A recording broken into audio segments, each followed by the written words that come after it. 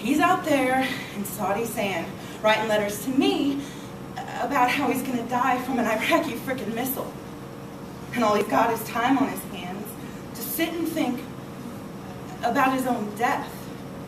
And there's nothing to do because, you know, all these restrictions on him. No women, no magazines. The Saudis are afraid of the revolutionary effects of women's lingerie ads on the population. And Allah, he'd have a cow.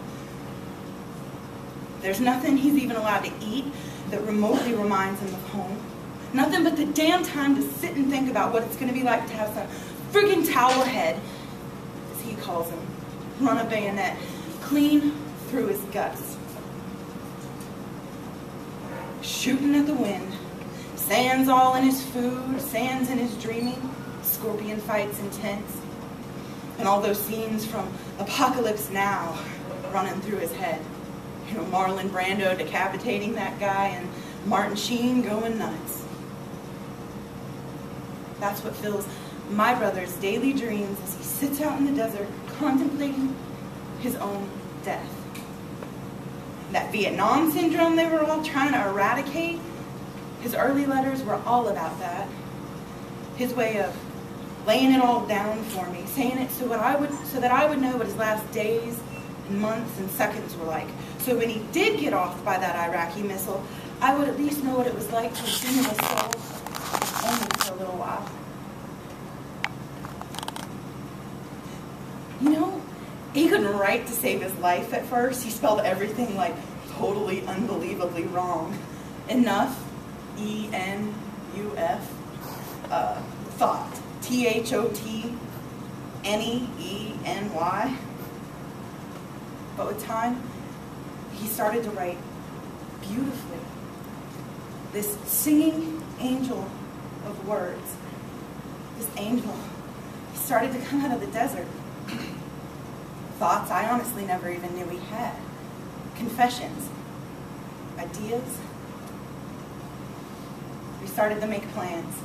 We started to be in sync for the very first time since I stopped telling him I loved him. You know what? When we were little, I used to kick his freaking ass. And I'm not bragging or nothing, it's just a simple fact. He was always the first to cry. And anyway, you know, this one time, he played drums in the parade back home. He couldn't even play the stupid instrument. He was so, like, uncoordinated and spastic. But they let him march in the parade anyway, without drumsticks. And here he was, the last guy in the parade, out of step, banging on the make-believe drum, these phantom rhythms on the snare.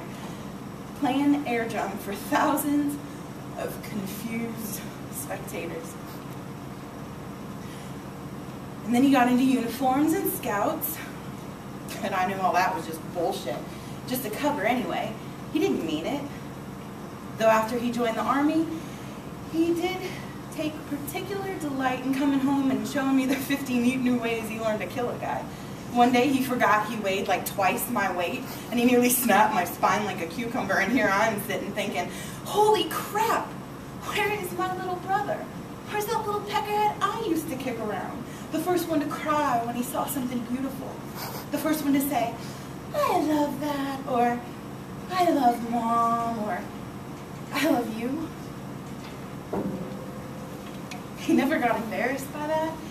Even after I got too old to deal with my stupid little brother kissing me in front of other people, even later, he always, always, always ended every conversation with, I love you, sis.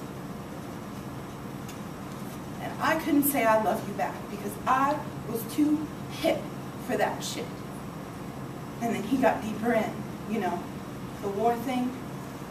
He wrote to say, I would never understand, and he's fighting for my right to say whatever I want, my right to disagree.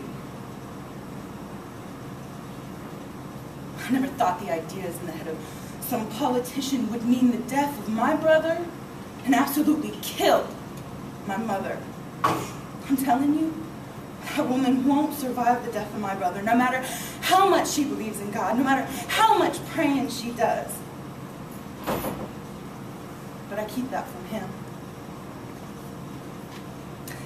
I write back to him about how it isn't going to be another Vietnam. It's not going to be the whole country spitting on you when you get back, because we don't forget the ones we love and fight for us. And then his letters stopped. I combed the newspapers. I was trying to figure out what was going on over there, because his letters never said anything about where he was. He wasn't allowed to talk about troop sizes, locations, his movements, because I was personally going to transmit that information to the fucking Iraqi Ministry of Defense. And then I thought about the technology. All that new shit they got over there, it's from the U.S. Shit that could penetrate a tank's armor and literally travel through the guts of a tank, emoliating every living human soul inside, turning human Puerto Rican flesh into hot screaming soup. The molecules of my brother's soul mixing with the molecules of that iron coffin he loved so goddamn much. I couldn't sleep. My mother was suicidal. Why wasn't he writing? The air was continuing. They're bombing the hell out of that shithole country. And I find myself ashamed, because I think, bomb it. Yeah. Bomb it. Level it. Send it back to the fucking Stone Age. Make it so every last elite Republican guard is dead, so that my brother won't be. For the first time in my life, I want a lot of people I don't hate to die. Because I know that one of them could kill the one man I love most in this whole screwed up world. And if my brother is killed, I will personally take a gun and blow out the brains of George Herbert Walker Bush.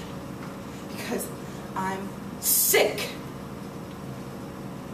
I'm sick of rooting for the bombs. I'm sick of loving every day the air war continues, sick of every airstrike, every sortie, being happy another Iraqi tank got taken out and melted, that another bridge got bombed.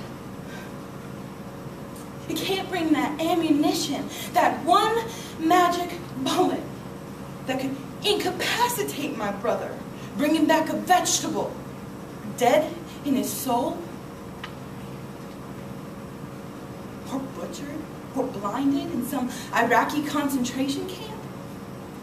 That Iraqi bastard won't live. Because our smart bombs killed that towelhead in his fucking sleep. That actually has me wanting this war to be bloody. Last night the ground war started. Started. The tanks are rolling. I find my gut empty now. I don't have thoughts. My mother is a shell. She deserted herself and left behind this blathering cadaver, this pathetic creature with rosary beads wrapped around her fingers, praying to God and CNN, saying words like SCUD, strategic interests, target-rich environment, collateral damage, words that a woman from a little town in Puerto Rico has no right knowing.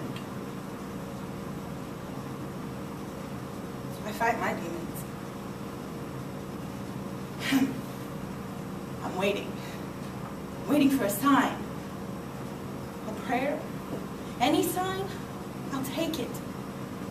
Just tell me he's okay. Tell me my brother's gonna kill and kill well. That he's gonna make it through this alive. He's gonna come home, and he's gonna come home the same person that he was when he left. That idiot who couldn't spell. And the one who sure as hell couldn't play the drums.